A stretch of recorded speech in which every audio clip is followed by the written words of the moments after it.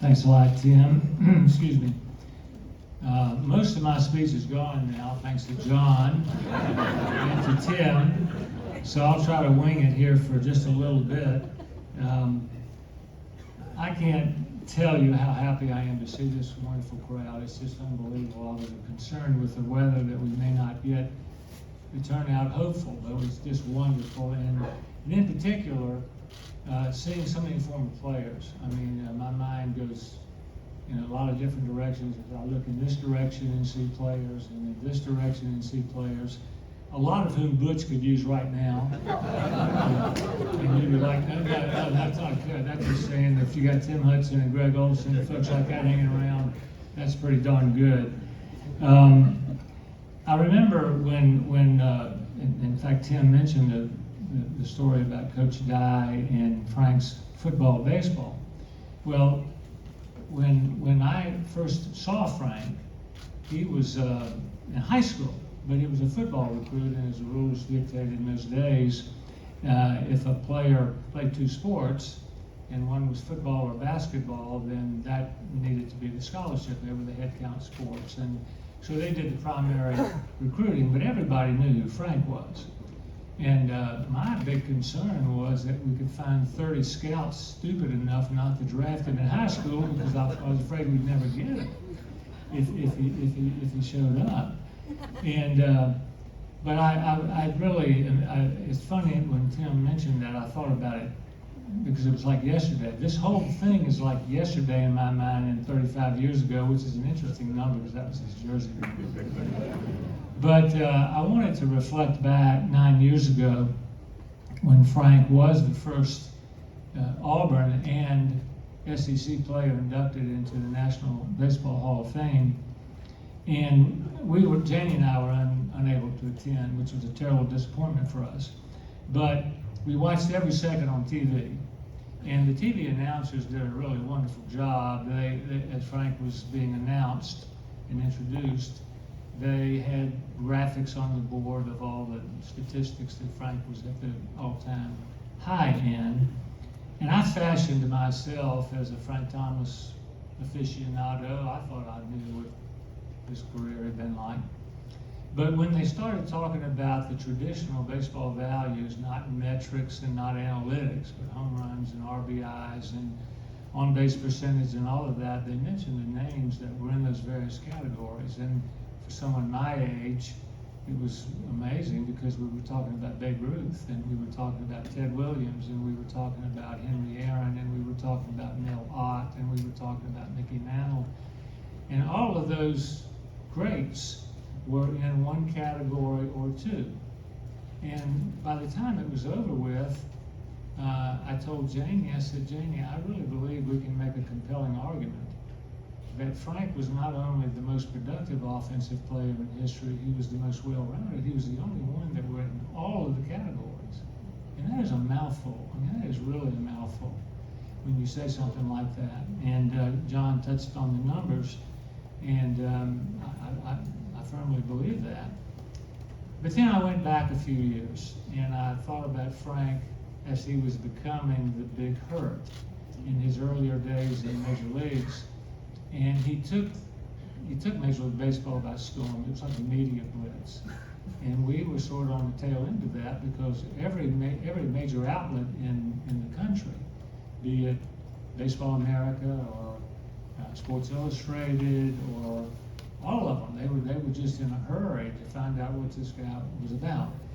And so they were calling, and I remember specifically, they all had their little slants on what the story was going to be. But there was one question that was common to every one of them, and that was, as the coach at Auburn, was there an at-bat? Was there a game? Was there a series? Was there an aha moment where you stood back and just went, holy cow, I'm in the presence of something great here? And to their dismay, I said, no, it wasn't that way. Frank Thomas came from a terrific baseball program at Columbus High School with one of the finest baseball men I've ever met, Bobby Howard. And so he was simply great the day he walked on this campus, and he was great the day he left. Now, Steve Renfro doesn't like it when I say that, because that sort of eliminates the coaching development aspect of the player once he gets it. But the development aspect of Frank was getting into the ballpark on time. Not very much. Getting to the bus on time. And he was late for an Ole Miss trip, and I'll never forget it. But so all of these folks had come and done their stories, and there was one that we got a little bit later on, and it was USA Today. And that was they had a really terrific sports section, and the sports editor of USA Today was a gentleman by the name of Henry Freeman. Well, Henry Freeman, we have forgiven him this, but he was a graduate of the University of Georgia, as was his mom and father. But his mom, Helen, used to tell me all the time that it's okay because my uncle was a president of Auburn University at one point, and when you go to Sanford Hall, you need to go in there and say hello to him. His picture was on the wall with all the other presidents. She didn't tell me his name, so I never really got a chance to do that. But the question was, and by the way, when USA Today called, Henry himself called me. Well, he was way beyond that at that point. He was the original format director of USA Today Sports, and he had advanced very highly in the profession. And so on personal interest stories like this, he would just assign those things out. But on this particular one, he did it himself. Well, the reason was we were high school football teammates at Prince George High School in Virginia. In fact, they lived right across the street from Jamie, and I would see him at Toddy Hour every once in a while.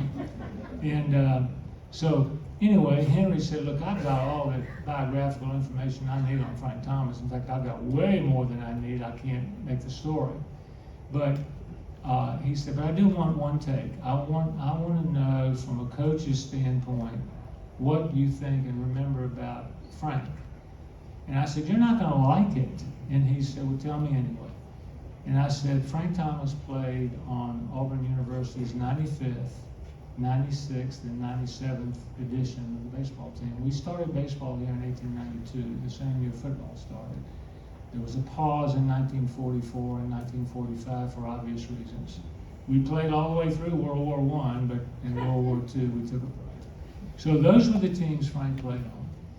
And from the head coach's position, and I know Butch can appreciate this, my thinking was those were the three winningest teams in Auburn's 95-year history consecutively. Frank's freshman year in 1987, we went 42-18. It was the first Auburn team ever to win 40 games. He was the best player on a really good team with other good players, many of whom are sitting over there right now. And we were 18-9 in the SEC. We missed the championship by half a game to Henry's alma mater, Georgia, who was 18-8, who was playing LSU on a Sunday afternoon, getting ready to face Russ Springer. And they had gotten boat raced twice by LSU, so we were feeling pretty good about getting part of that championship. But they didn't play because the game got rained out. But that was Frank's first year.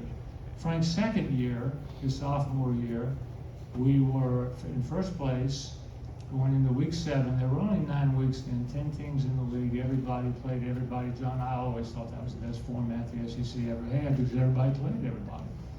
So we had some enterprising young lady on campus who decided that mononucleosis should absolutely decimate our ball club for 2 weeks. If I ever found her, I would probably not be here today. Because it was never the 24th and 25th player that got sick. It was always the Franks and the Greg Olsons and the guys that... So we dropped from first place to third place in those 2 weeks, and we got our guys back on the last weekend, went to Baton Rouge, swept LSU, and that was only Skip Bertman's only sweep in conference play his entire time there. Frank had a double off Ben McDonald in the 10th inning of the third game to give us the sweep.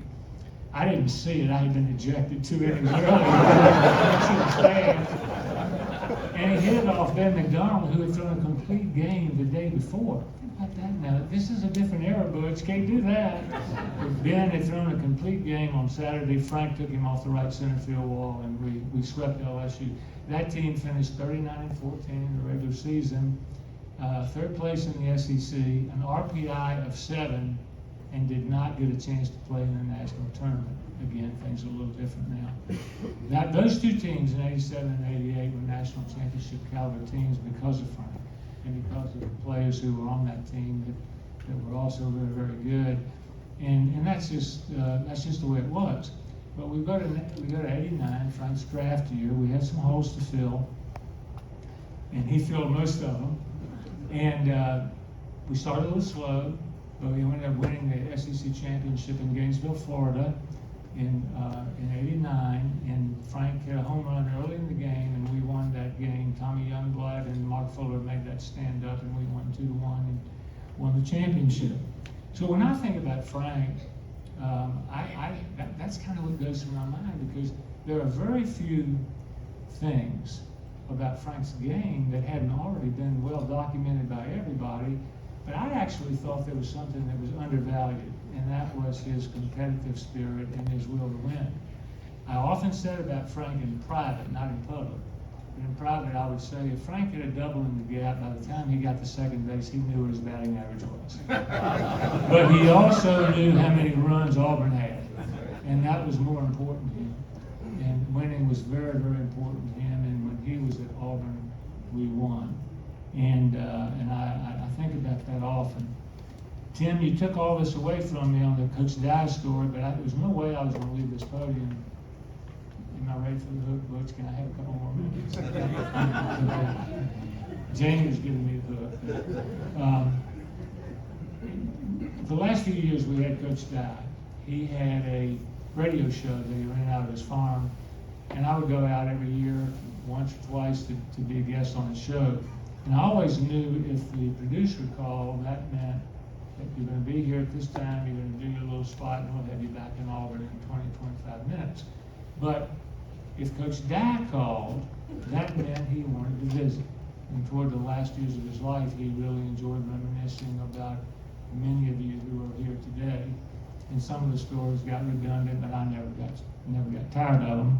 But went out there, and I believe this was the last time that we actually did this, but we were sitting out on the porch at his lake, and I think we had an adult beverage, maybe 2. But he was telling stories that we had heard before, and they mostly were around about football, if you knew Coach. But all of a sudden, the conversation would always wind around to Bo and to Frank. It would just always seem to do that.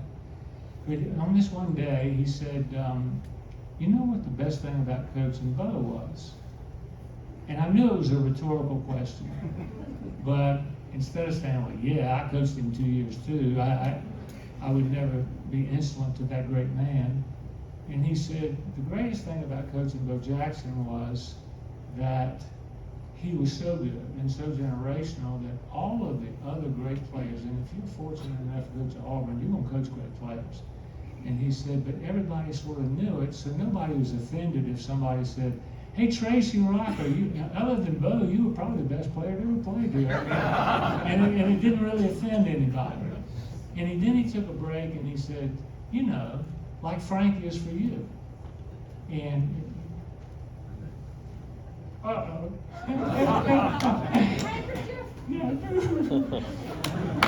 But anyway, he also told a story about going to Tim talked about. He said, you know, in the 80s, we were tight in university. And he said we had Ed West, and we had Ron Middleton, and we had Walter Reeves, and we had Lamont Sellers, and we had Jeff Parks. And he said Frank could have been better than all of them had he chosen to be just football. And he said, but he made the right decision. He made the right decision. And I never really stopped thinking about that, because I can't really tell you how involved that transition was with Big Frank. Frank's a big, strong, fast man. We called his father Big Frank, if that gives you any kind of idea on context. But it was really amazing. I recall a conversation where Coach Dye called me one day, and it was probably after one of those meetings Tim was talking about, but he said, in Coach Dye's inimitable way, like a 5-word conversation, can Frank take care of his family in baseball? And I went, yes. And he said, that's it. Phone went down, that was the end of the conversation. And so, and so the transition after Frank's injury came to us, and the rest of that is history. And there's no way, I'm not going to talk about numbers because they're out there. I mean, the things are out there about numbers. But Frank's competitive drive and his will to win and to be a part of a winning thing was something I always thought was undervalued. I really did think that. And I think about a million things. I think about his pregame ritual that he designed as a sophomore, where he took small little tape balls from athletic tape and would have a manager take him down in the bullpen and throw them at him as hard as they could, and that prepared him for, that was his preparation. Another thing was, Frank Thomas's experience in the on-deck circles for a baseball person is just something you'll never forget. Heaven help us if the guy before him had a 6-pitch at bat, because every pitch Frank got closer to the batter's circle, closer to the batter's circle, and he would time himself in sync with the pitcher who was in the game, and he would create an angle where he could see what that guy was throwing. He was also like a human radar gun. We had this little thing going where Frank would bet me, no money, just a bet, on he could tell the velocity that a guy would be throwing. And I only remember one time in 3 years where he was off just a little bit. We were playing Vanderbilt. They had a basketball player who was about 6'9", Frank. You may or may not remember him. I think his last name was Adams. Janie always gets after me when I remember these things because she says I can't remember her birthday. but Frank thought that guy was throwing about 95, and actually he was just so tall, and so it looked like he was just kind of handing it to the catcher, and it was probably 91. But that's about the only time. His mind worked in a way that no young baseball hitter I had ever seen. The body, the athleticism, the eye hand, the bat skills, all of those things were just, Janie could have scouted. But the other things, the mental part, sorry to hand you, Janie, but those parts of the game were just otherworldly to me at that age. I could stand here forever telling anecdotes, but we need to hear from Butch and we need to hear from the man, so I'm gonna do about 1 or 2 more minutes. I promise. But I wanted to acknowledge the fact that all of these former players and Frank's teammates are here. It's a living tribute to you, Frank. And we have a couple guys here who made the trek from Omaha, Nebraska. Clark Preble and Joe Seawood. And Omaha, Nebraska has been very good to this program. Greg Olson, one of our greatest ever, is from Omaha, and Clark Preble was all conference, and Joe Seawood was a terrific. Every guy we had from Omaha was just terrific.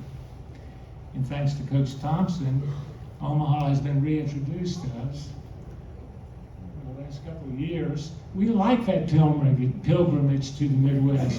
We've gotten to enjoy that. Thank you for that. But the last thing I'll say is that, Frank, you have had every accolade, every honor, everything. Oh, I'm sorry, I have to backtrack. I'm sorry, I'll go back to that to finish because that's my last line. But I did want to recognize John. He was very kind to recognize me. I didn't know if you all knew what a good player he was.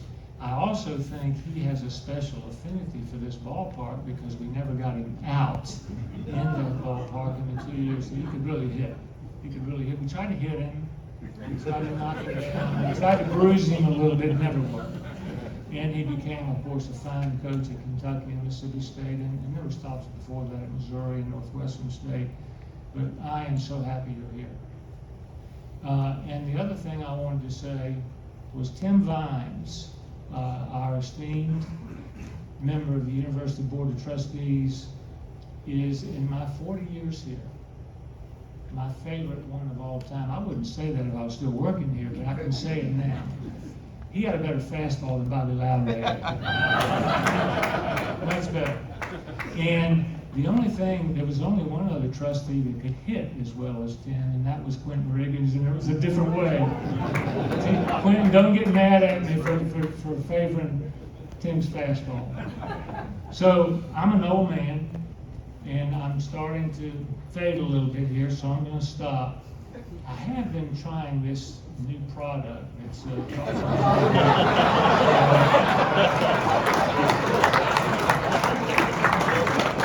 Zany likes it too.